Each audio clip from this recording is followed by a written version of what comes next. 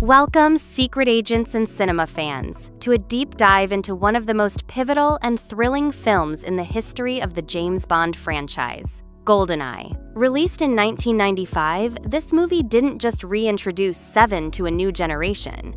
It saved a franchise that had been dormant for 6 long years. It gave us a new Bond, a new M, and a new era of high-octane espionage. But beneath the slick suits and spectacular stunts lies a treasure trove of bizarre secrets, fascinating production stories, and outright weird facts. So, grab your vodka martini.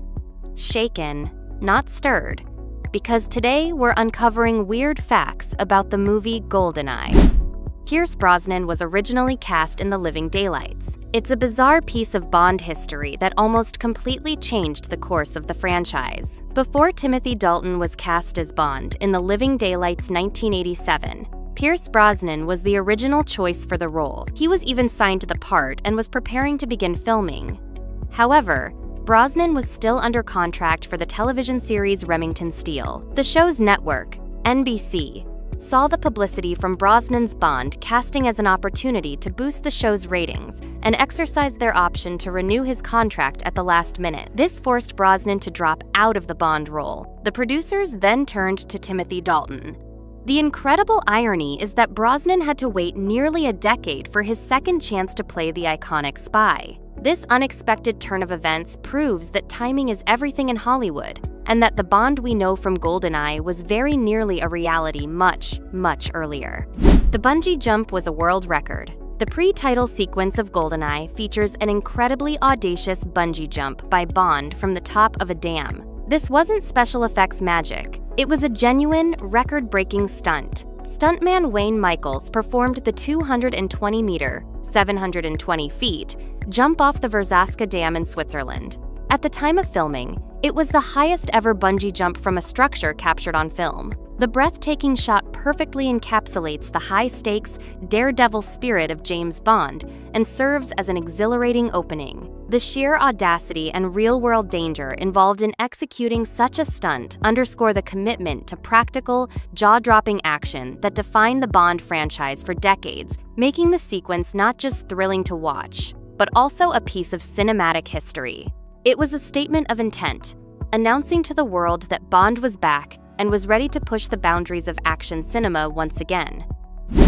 The tank chase was real, mostly. One of the most memorable action sequences in GoldenEye involves James Bond commandeering a tank and tearing through the streets of St. Petersburg. What's truly wild is how much of this was practical effects. While the destruction was obviously controlled, the actual T-54 tank used in the film was driven by Pierce Brosnan himself for some shots, and a professional driver for the more intense stunts. The production team closed off entire city blocks in St. Petersburg, causing genuine traffic disruption, much to the chagrin of local residents. Imagine going about your day in a historic city, only for James Bond in a tank to rumble past your window. The sheer scale and commitment to practical effects in this scene is a testament to the era of filmmaking, providing a visceral, weighty feel that CGI often struggles to replicate. It grounded the fantastical elements of Bond in a believable, if exaggerated, reality, and made for an iconic moment that still holds up today. Judi Dench as M was a deliberate reinvention.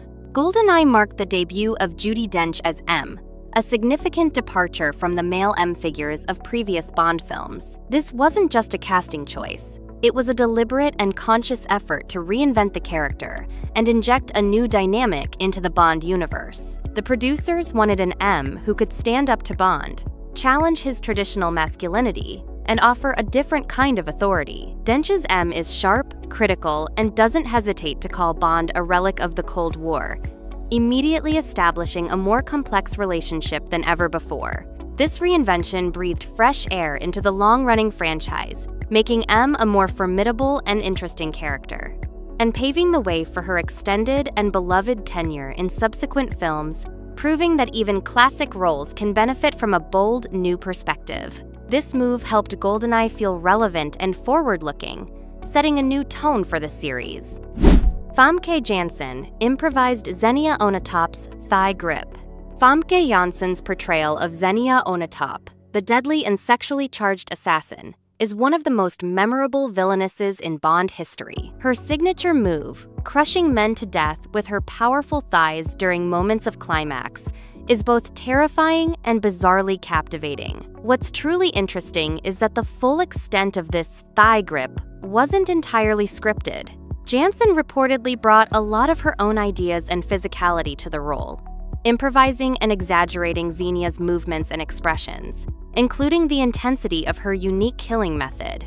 Her commitment to the over-the-top character, combined with her improvisational flair, made Xenia an iconic and unforgettable Bond villain, demonstrating how an actor's creative input can elevate a character beyond what's written on the page.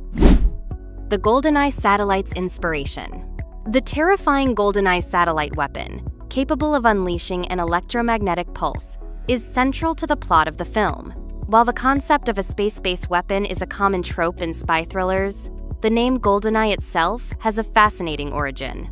It refers to GoldenEye, Ian Fleming's estate in Oricabessa, Jamaica, where he wrote all of his James Bond novels. Fleming purchased the property in 1946, and it became his sanctuary and creative wellspring. The film's title, therefore, is a direct homage to the very birthplace of James Bond, connecting the modern cinematic interpretation back to the literary roots of the character. It's a subtle but powerful nod to the legacy of Ian Fleming, reminding us of the rich history behind the iconic spy, and adding a layer of meta-narrative for longtime fans.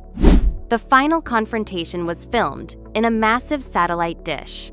The epic climax of GoldenEye takes place in the massive satellite dish in Cuba, a stunning and memorable set piece. While the location is presented as a remote Cuban jungle, the sequence was actually filmed at the Arecibo Observatory in Puerto Rico, which at the time had the world's largest single-aperture telescope. The scale of the actual observatory allowed for the spectacular and dizzying fight between Bond and Alec Trevelyan on the dish's gantry. The use of a real scientific facility added a sense of grandeur and authenticity to the finale that would have been difficult to achieve on a soundstage alone. It's a testament to the filmmakers' creativity in finding a real-world location that perfectly fit their massive, high-tech, evil lair. The "For England, James" line was improvised. One of the most chilling and iconic lines in the film is delivered by Sean Bean's character Alec Trevelyan as he prepares to kill Bond. "For England, James?" To which Bond famously replies, "No, for me." The exchange perfectly encapsulates the personal betrayal at the heart of the movie. What's surprising is that the first half of that line was not in the original script. Sean Bean improvised the question, "For England, James?" on the spot during filming. The line was so powerful and fit the scene so perfectly that director Martin Campbell decided to keep it. This small piece of improvisation added a crucial layer of character and emotional weight to the final showdown, turning it into a more poignant and personal confrontation rather than a simple action scene. The film's release was delayed for political reasons. GoldenEye was a film grappling with the end of the Cold War and the changing role of spies. The script had to be significantly rewritten to reflect the new geopolitical landscape. Early drafts were reportedly closer to a traditional Cold War story, but the fall of the Soviet Union required a complete rethink. The delay wasn't just about rewriting the script, though. It was also a business and political decision. The long hiatus between License to Kill, 1989, and GoldenEye was due to a legal battle over the film rights to the franchise. The studio, MGM, was in a period of transition, and a lawsuit with Eon Productions' parent company over distribution rights effectively put the brakes on Bond for half a decade. This behind-the-scenes legal battle is a weird fact that few know, and it's the real reason Bond went off the air for so long, making GoldenEye's eventual return all the more triumphant. The filming location for the facility was an abandoned factory. The Severnaya military facility in the opening of the film, where Bond and Alec Trevelyan are introduced, is a sprawling and imposing location. The exterior was filmed in a variety of places, but the interior sets for the massive chemical weapons factory were built inside an abandoned Rolls-Royce factory in Leavesden, England. The The factory's massive hangars and industrial spaces provided the perfect blank canvas for the production design team to create the detailed and imposing sets for the film.